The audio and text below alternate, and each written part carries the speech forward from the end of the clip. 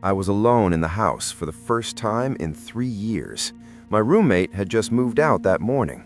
I was excited about the quiet. I ordered food, put on music, left the front door unlocked while I ran downstairs to grab the delivery. That's when I saw him. He was already inside, standing in the hallway between the living room and my bedroom. Black hoodie, hood up, hands in pockets, not moving, just watching me come back up the stairs with the pizza box in my hands. I froze halfway up. He didn't say anything, didn't run, didn't even shift his weight.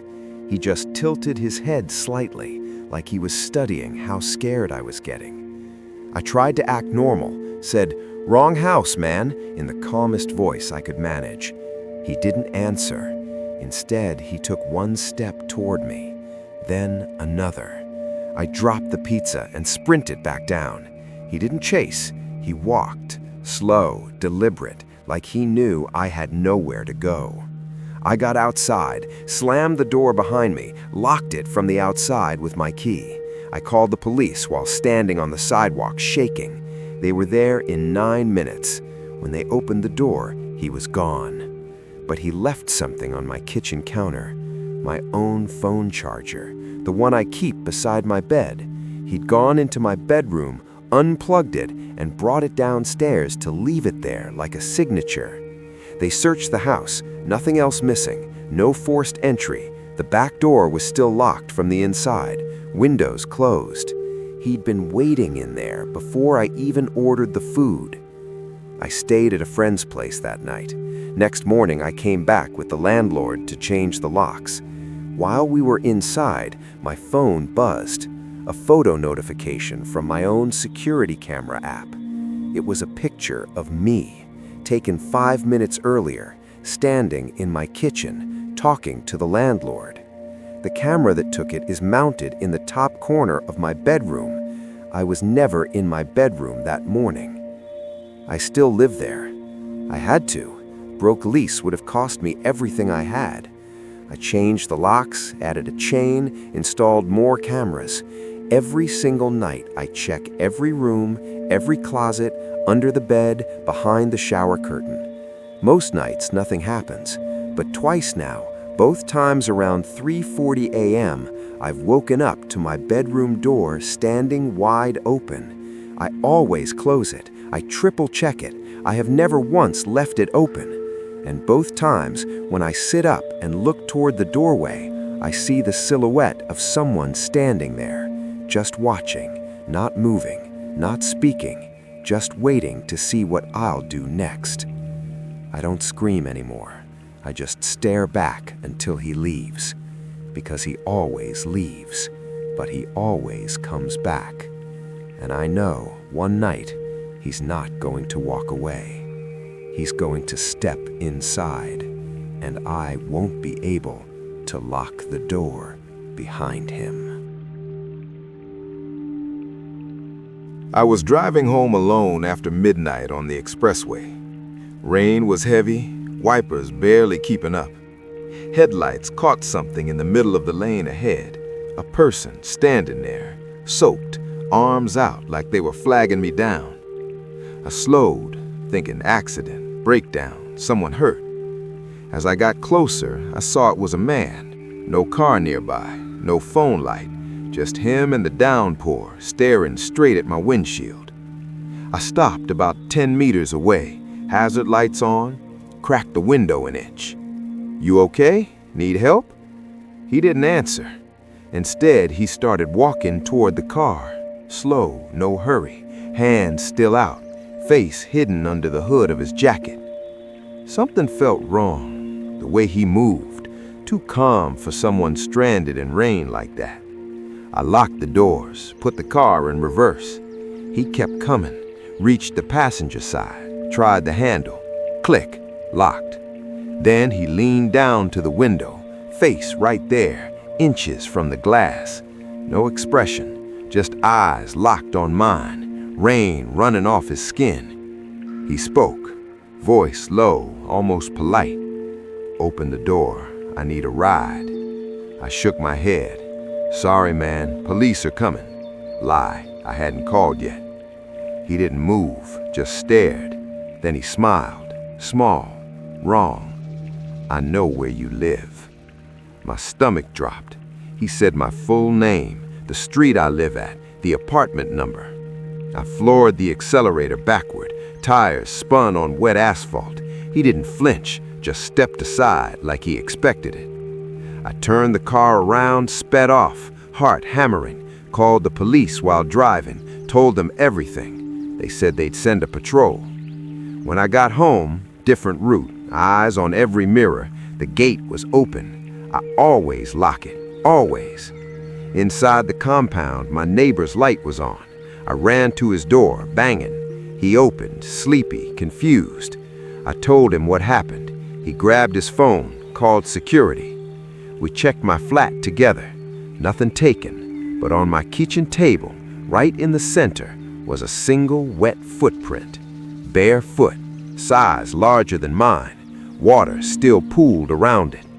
The print faced my bedroom door, like someone had stood there, looked inside while I was gone, then left the way they came. Police came, took photos, said it could be a coincidence. Maybe I forgot to lock the gate. Maybe the rain leaked in. But they couldn't explain how the footprint was still wet 30 minutes after I got home. I changed the locks that same week, installed bars on every window, sleep with a cutlass under the pillow now. 3 months later, I still drive that route sometimes. Work forces it. Every time it rains at night, I scan the road ahead. Haven't seen him again, but last week my neighbor sent me a photo from his Ring camera. Captured at 1:47 a.m., a figure standing outside my gate. Same jacket, same hood, just staring up at my window. He didn't try to come in. He didn't knock, just stood there for 11 minutes, then walked away into the dark. I don't know who he is. I don't know how he found me that night, but I know he's still watching. And next time it rains, I won't stop for anyone. I was waiting for the last bus at the bus stop on Allen Avenue around 1:30 a.m. The place was dead quiet except for the occasional cars zooming past, streetlights flickering like they were about to die. I was the only one there, phone at 8%, scrolling to stay awake. Then I heard footsteps. Not fast, not slow, just steady, coming from the dark side street behind the bus stop shelter. I looked up. A guy stepped into the light. Same height as me, maybe a bit taller. Black tracksuit, black cap pulled low, hands in pockets. Face mostly shadowed, but I could see the outline of a beard. He stopped about 5 meters away. Didn't say anything, just stood there looking at me. I nodded the usual Lagos greeting, "Good evening, bro," hoping he'd keep walking. He didn't. He took one step closer, then another. My stomach tightened. I shifted my weight, ready to bolt toward the main road if he tried anything. He spoke, voice calm, almost friendly. "You're waiting for the last bus?" "Yeah," I said, kept my tone neutral, eyes on his hands. He nodded like we were having a normal conversation. "I know you from secondary school, St. Barber's." I frowned. I went to St. Barber's, yeah, but this guy, I didn't recognize him at all. "Which set?" I asked, testing. He smiled. "Small, too small." "Same set as you. You sat behind me in SS2, always borrowing my biology note." My skin went cold. That was true. I used to borrow notes from a quiet guy named John. But John was short, skinny, no beard. And John died in a bike accident our final year. I went to the burial, saw the casket go in the ground. I stared at him. "You're not John." His smile got wider. "I know, but you remember the name. That's good." He took another step, now only 3 meters away. I backed up until my calves hit the bench. "Look, man, I don't know you. Just leave me alone." He tilted his head. "You always said that, leave me alone, even when I tried to talk to you after class. You never looked at me twice." My heart was slamming so hard I could feel it in my throat. This wasn't John, but he knew things only someone from that time would know. Private things, things I never told anyone else. He reached into his pocket, pulled out something small, a folded piece of paper. He said, "Found this in my old locker last week. Thought you might want it back." He tossed it. It landed at my feet. I didn't pick it up right away, kept staring at him. He waited, patient. Finally, I bent down, eyes never leaving his face, and unfolded it. It was a photo, old, cracked at the edges. Me, at 16, school uniform, standing outside the school gate after closing, laughing with my friends.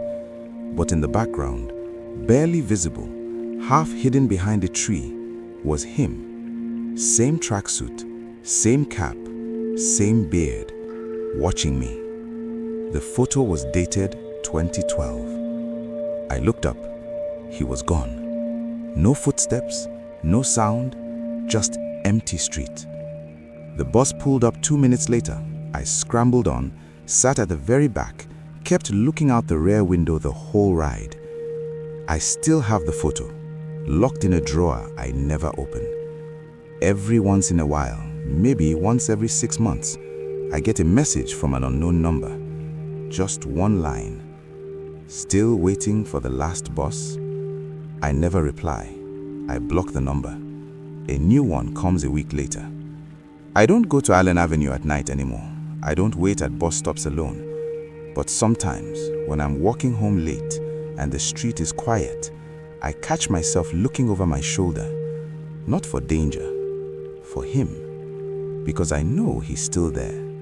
Somewhere behind a tree, behind a corner, behind me, waiting for me to look back so he can finally say hello properly.